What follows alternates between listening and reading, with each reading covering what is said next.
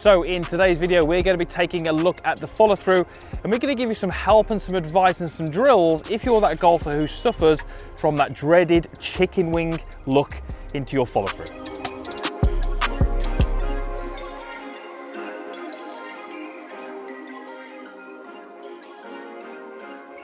So welcome back to the Forest of Arden, where we're talking about post-impact. So this area of the golf swing here, we're going to tidy up that horrendous look, that chicken wing where the elbows separate, the wrist buckles, it generally feels very cramped.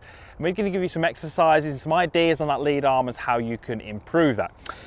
So the lesson plan today really is to, first of all, understand what that lead arm needs to do in the post-impact area in order to eliminate that chicken wing, and then really to run through a drill which is going to help you move towards some better movements and how we can start to implement this into your game. So if we really want to understand what happens through this area, we need to understand the kind of rotations of this lead arm.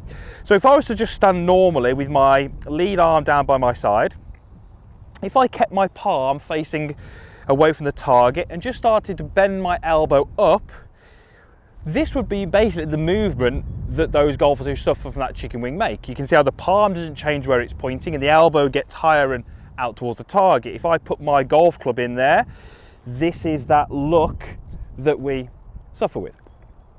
So the golfers who don't have this movement, what do? Well, the first thing they would do is they would have what we call an external rotation of that lead arm. You can see what that's done to the palm of my hand. It's got it to face more away from me. Now, if I start to fold my arm out towards the target, you can see that's a very, very different look. My elbow is now more down to the ground. My palm is more out towards the sky. If I was to extend my arm out, this would be more of what we tend to see from the better players. The wrist angle might be slightly different, but if I was to go through into my hopefully more desirable end position, you can see how this arm has started to rotate more versus this movement here.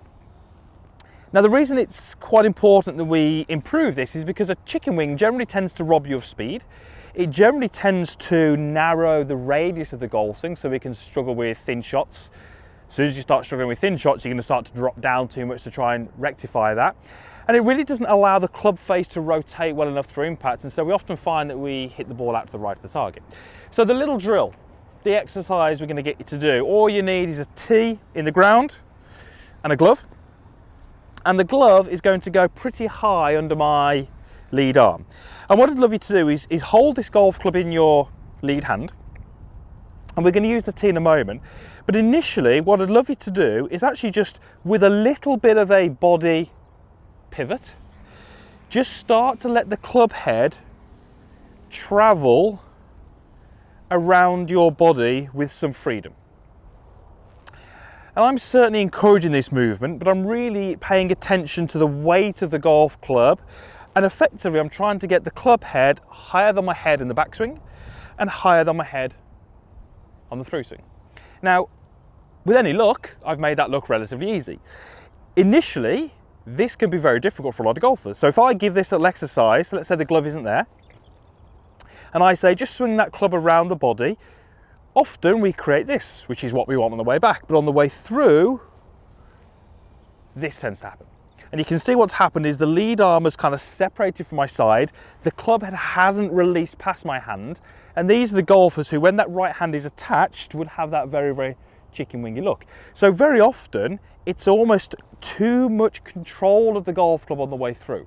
When I do this drill with the glove is encouraging me to keep my lead arm pinned, and I'm just then allowing that club head to move through. And what you'll see when I get to this end position is I could almost be having no control of that golf club. I'm almost letting go with the pad of my hand.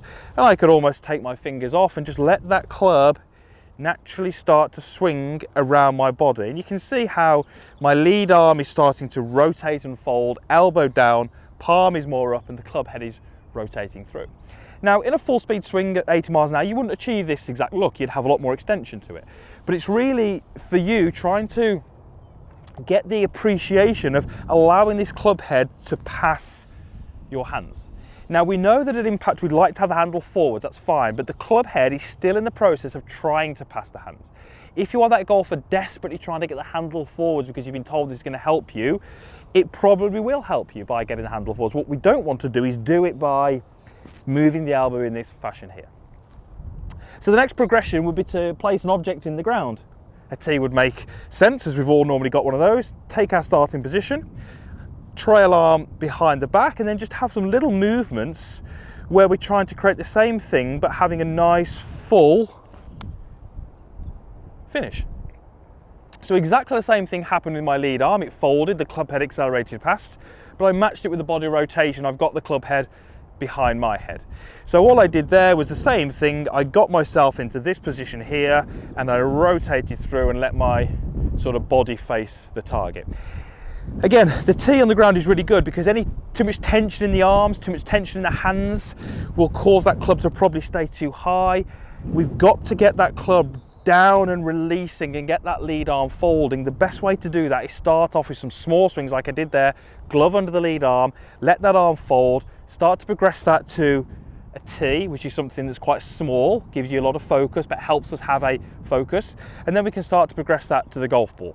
Now, when I go to the golf ball, as you can imagine, I'm certainly not going to do one-handed swings here, but I can have this exact same feeling through the golf ball and I should achieve a more desirable follow-through position.